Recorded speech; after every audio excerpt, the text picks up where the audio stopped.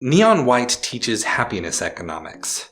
Neon White is a first-person shooter, card-based, speed-running game with visual novel story elements. As you complete levels, the player's score is recorded and displayed against a global leaderboard of the best times of players all around the world. Completing levels doesn't require reaching extremely fast times, yet the simple inclusion of the comparison motivates players to try for the best time possible. But what time do you need to beat a level in order to be happy? Both people I have spoken to and a number of choice memes have expressed that many players linger in the early stages without progressing towards actually completing the game and its story. They are absorbed in perfecting their execution on the stages available to them, even though they have beaten the stage long ago. Even though the game has told the player they are good enough to move on, players stay where they are at.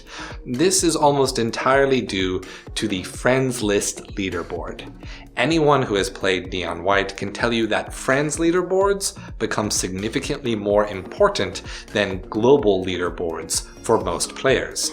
Direct comparison with people who you know, who you identify as your peers, is far more motivating than something abstract like the most skilled player of Neon White in the world. People want to be the best among their friends, to impress them, to be acknowledged by them. Yet failing that, people absolutely cannot abide being less than their peers. The game might tell you that you can move on to stage 15, but you know that your friend Julio in the cubicle next to yours finished stage 14 a whole 3 seconds faster than you. You have to beat him, or at least reduce that gap to half a second. Otherwise, you don't deserve to move on. This competitive feeling is the exact same emotion people experience when they are made aware of income inequality. The Easterlin paradox is the psychological effect wherein money only increases happiness to a point. Think Maslow's hierarchy of needs. Money can buy physiological needs, safety and security, and perhaps even some artificial esteem, but not genuine love. Genuine esteem, or the self-actualization of crafting your own core values. Human psychology puts weight on upward comparison to social betters, while nearly ignoring downward comparison until our own sense of social standing is challenged. Once those bottom levels of Maslow's hierarchy are met by money, money mainly serves to compare ourselves to the standing of our peers. Happiness matters a lot to society, not just for the obvious reason of it being ethically important to human well-being, but because happiness is also directly correlated to the efficiency and quality of a population's work.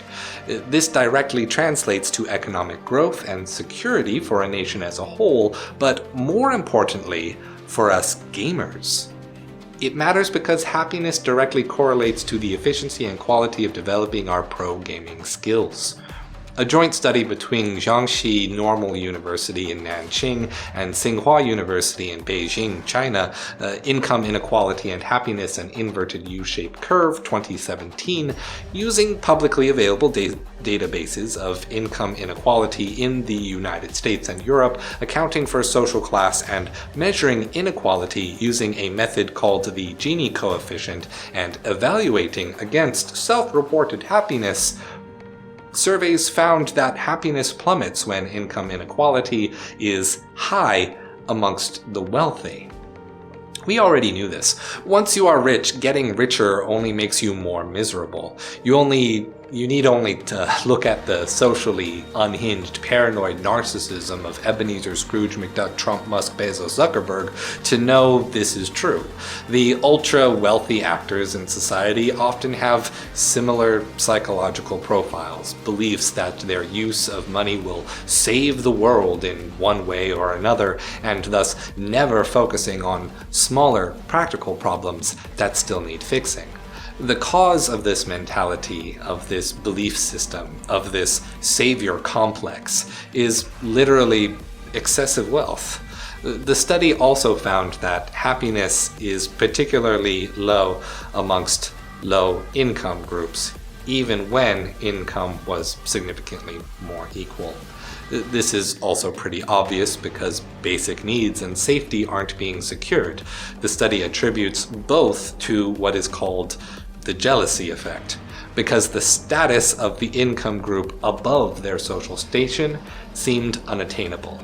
But more interestingly, happiness actually reached its highest point among middle-class families experiencing high levels of income inequality.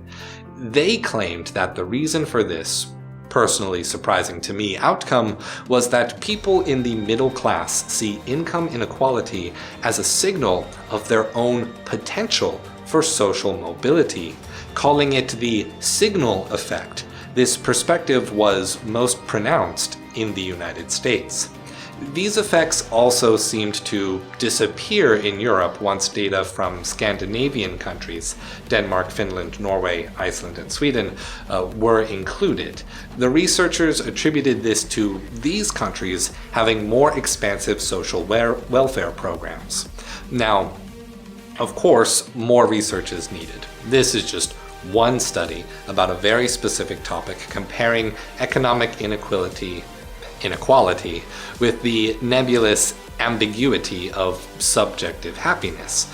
But more importantly, what this tells us about our habits as gamers is that inequalities amongst our perceived in-groups, our friends list, the people that we are supposed to be comparable to, not only boosts our motivation to correct those inequalities, but that the motivation itself may in fact come from our own happiness.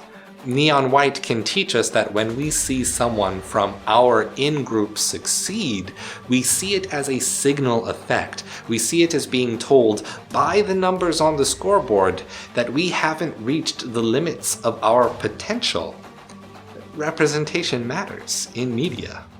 But also it says that when we start getting angry at a friend's score going up, it may be because we jealously perceive their growth as unfairly unattainable.